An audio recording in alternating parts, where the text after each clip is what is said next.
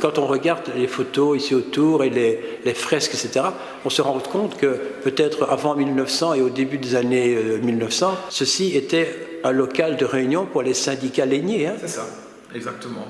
Donc c'était un truc socialiste en fait, quoi. C'est ça. Et ils se réunissaient ici pour faire leur meeting. C'est ça, ils faisaient ici des spectacles et des meetings.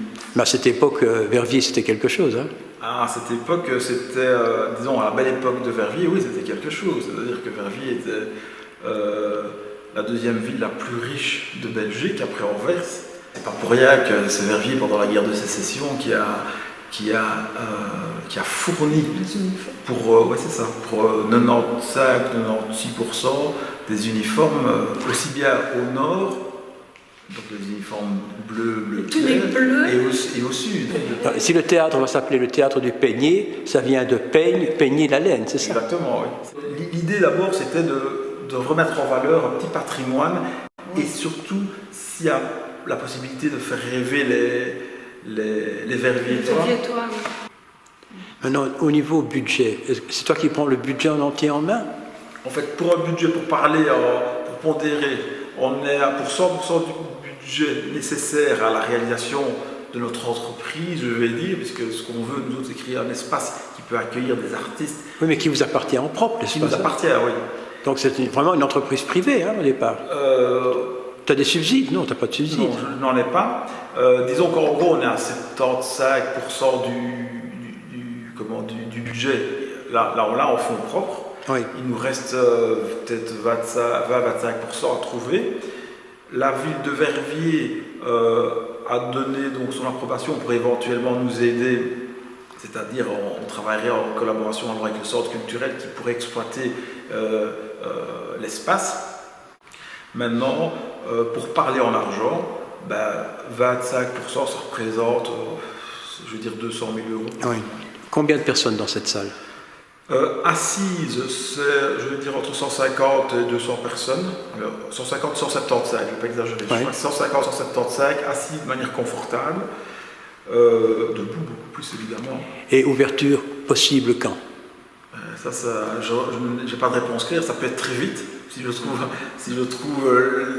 les 25% qui me manquent, c'est le temps des travaux qui ne sont pas immenses. Mais il faut encore le gérer, ce théâtre, financièrement. Il faut qu'on puisse assurer les frais du théâtre. Un théâtre ne fonctionne pas comme ça. Nous ne sommes pas naïfs. On sait que ce n'est pas dans l'artistique qu'on gagne sa vie, mais ce n'est pas là notre objectif.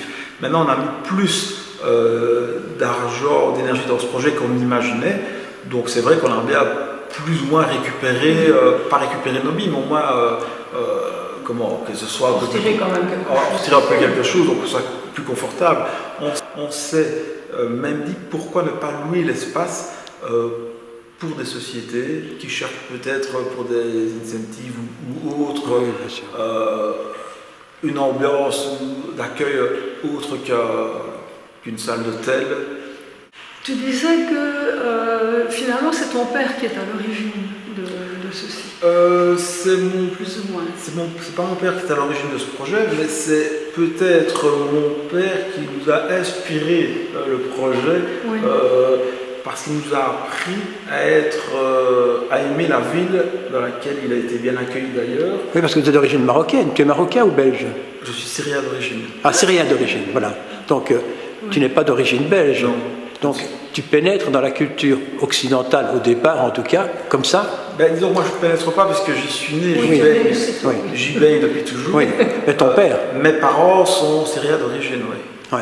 Mon père est venu dans les années 50 pour étudier dans une université internationalement reconnue. C'est la raison pour laquelle son père l'a envoyé ici en Belgique. Donc c'était à Leuven, Oui. où Louvain-la-Neuve n'existait pas encore.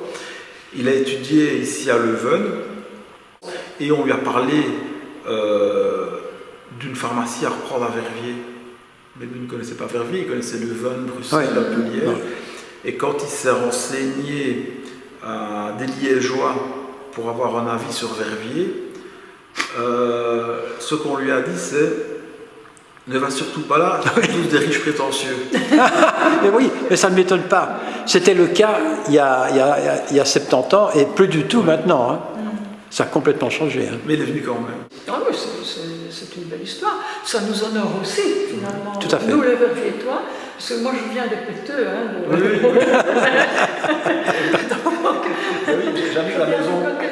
Tu n'habites pas de chez moi? Mais oui, en fait, par mon jardin, j'arrive dans ton jardin. Ah bon, Ah, mon Dieu. Voilà, on était voisins. Je suis en fait sur l'avenue Pelser. Donc on descend au bout de ton jardin, c'est chez moi. Et Joseph, alors tu es devenu toi aussi un péteux maintenant alors. Non, parce que maintenant, non, on peut plus, non, certainement pas.